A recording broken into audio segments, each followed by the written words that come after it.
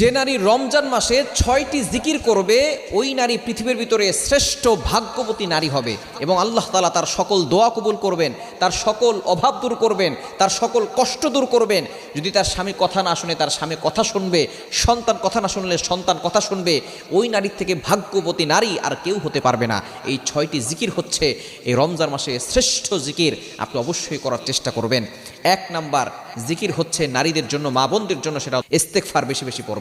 ইস্তেগফার যত বেশি পারবেন তত বেশি পড়বেন।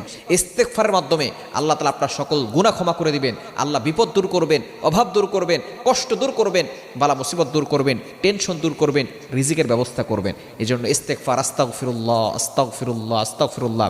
আপনি কাজ করতেছেন, বলেন আস্তাগফিরুল্লাহ। রোজা রেখে আপনার রোজা দামিও হবে, রমজানের সকল ফজিলত পাবেন। আপনার এই ইস্তেগফারের পরে দোয়া করলে সেই দোয়াও আল্লাহ তাআলা কবুল করবেন। ১ নাম্বার ইস্তেগফার। ২য় নাম্বার দুরূদ শরীফ। যত বেশি পারেন দুরূদ শরীফের আমল করবেন।